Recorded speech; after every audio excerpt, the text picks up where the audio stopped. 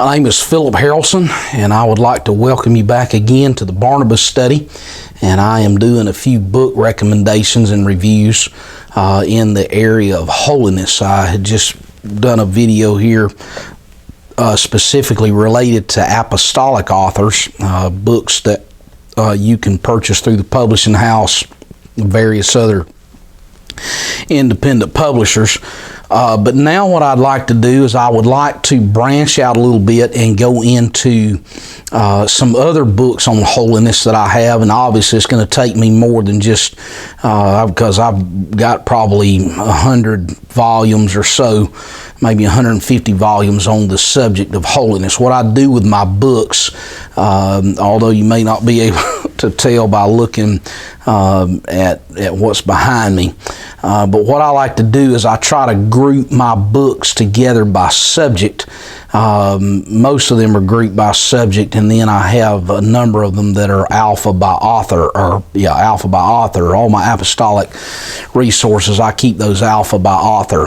And but over in this section over here behind me up on the top shelf, these probably top 3 shelves or so, spiritual warfare, which I've always kind of, some of them I've got books that are as goofy as they come, and then I have some other books that are very good. And below that is the area of prayer, and then below that is the area of revival, and then below that is the area of holiness. And the holiness area is authors that I have come to appreciate over the years. The first book that I want to recommend to you as a book that has just been a great blessing to me over the years, and that is this book right here. It's called The Common Made Holy, and it's written by Neil Anderson and Robert Saucy.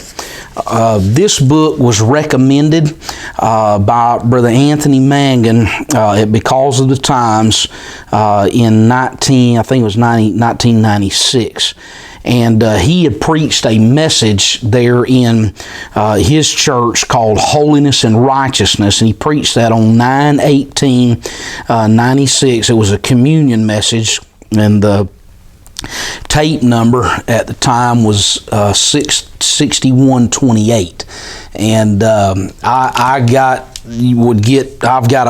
about 750 cassette tapes of Brother Mangan, about 300 CDs. So from the years from 1993 until about 2006, I was regularly purchasing Brother Mangan's preaching that would come. I would get 4 PM messages and 2 AM messages a month of Brother Mangan, and I'm in the process of converting those cassettes into MP3s.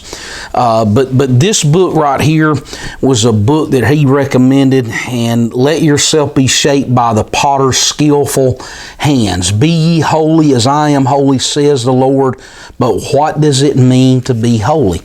And so Neil Anderson and Robert Saucy do an excellent job just working through, and they start going into the process, and this was early on, the process, I don't know how I missed it, but the process of sanctification.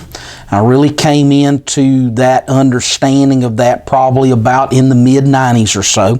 And so they talk about some of the matters of sanctification. There's a chapter on the agents of sanctification. There's another chapter on the struggle of sanctification, which is very good.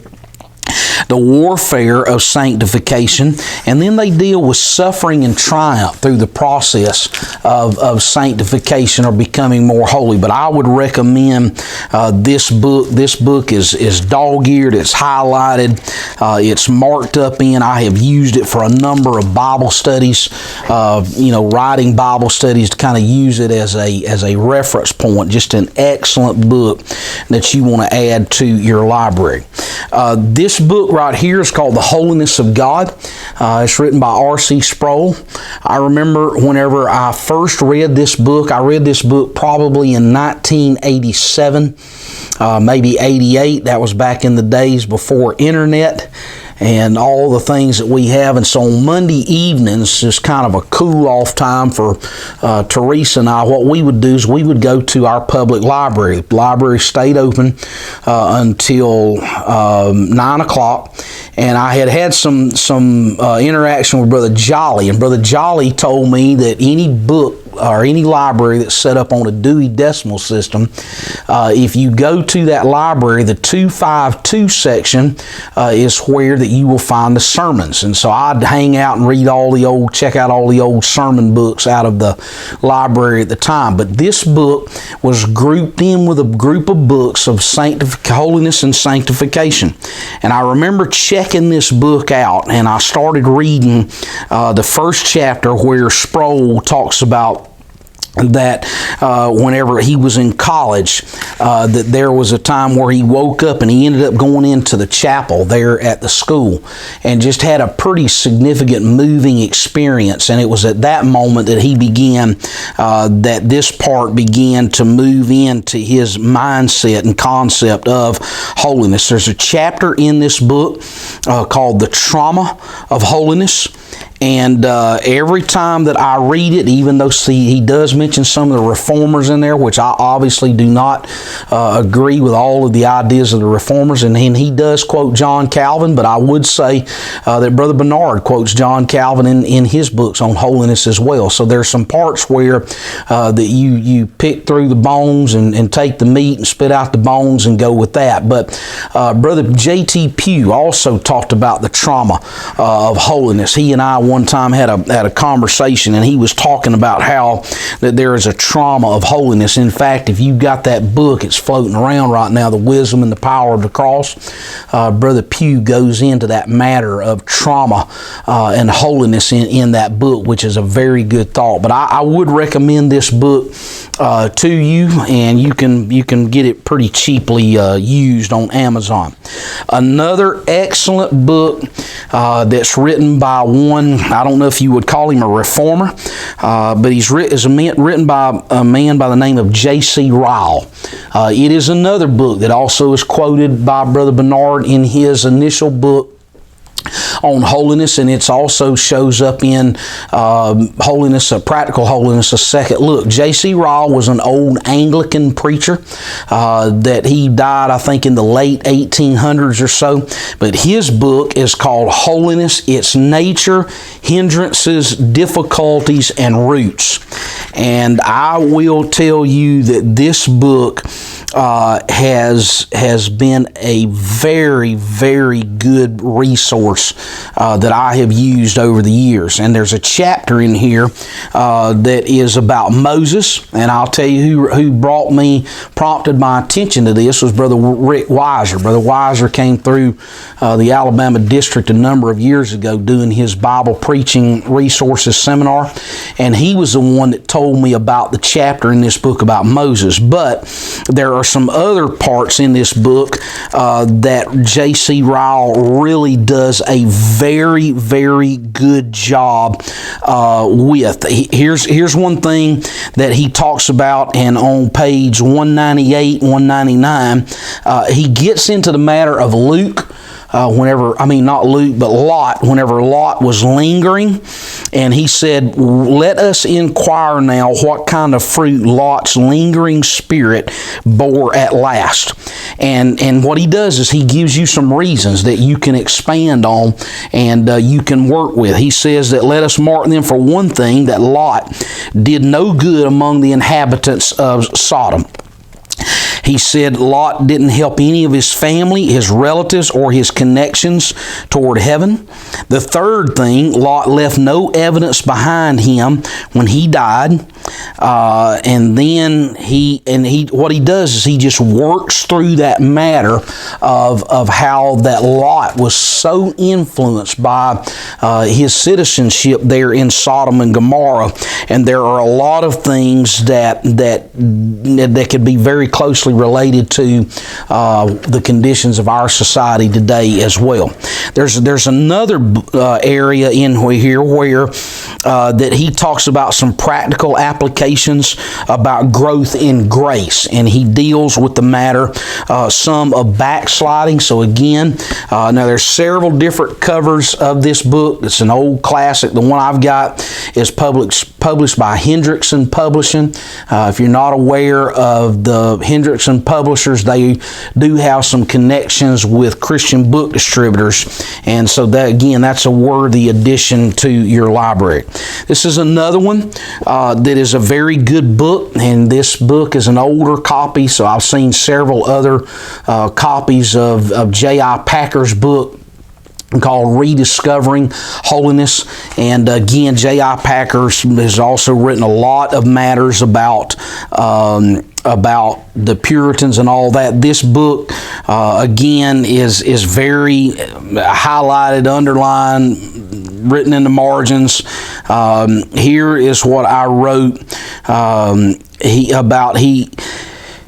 He talks about there are some events that Christians would require them to fully consecrate ourselves as Jesus did, to say and do what Jesus did, to accept pain, grief, disloyalty, and betrayal as Jesus did, care for people and serve their needs without either compromise of principle or ulterior motives like Jesus did, accept opposition and isolation as Jesus did, and then rejoice in the specifics of the ways that the Lord walked throughout the earth here. And so again, that's just another area of J.I. Packer writing about holiness. The next 4 books that I want to talk to you about is an author, and his name is Jerry Bridges. There's a book that I have that is grouped up in the revival section, and it's a book called Respectable Sins, and it is an excellent book as well, and I'll probably get to some review of that. But I want to quickly talk to you about Jerry Bridges' books. He's got this first one that I want to mention to you is called The Practice of Godliness.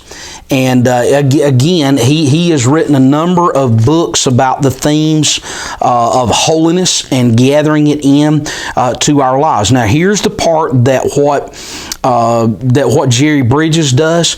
Jerry Bridges pursues holiness from the angle of the fruit of the Spirit, because the belief is that if the fruit of the Spirit is actively working in our lives, then there's going to be an accompanying moving toward a holiness lifestyle and the work of holiness in our lives. So if we've got love, joy, peace, and so on in our lives, there is going to be an accompanying act of behavior that takes place in our lives. I remember one thing Brother Keating would say to us whenever I was at TBC. He said, your vertical relationship with God is going to affect your horizontal relationships with man.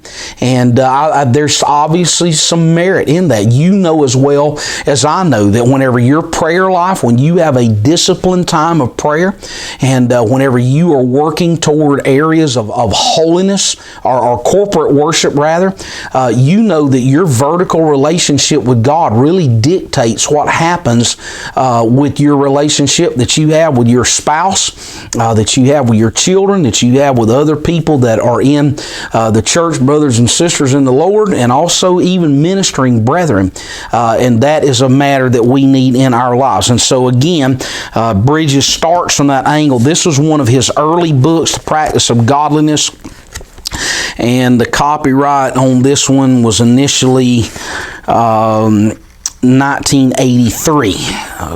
Then he came along after that and he wrote another book that came out, and this book was published in 2006, 23 years later, after the Practice of Godliness was, and this one is called The Fruitful Life.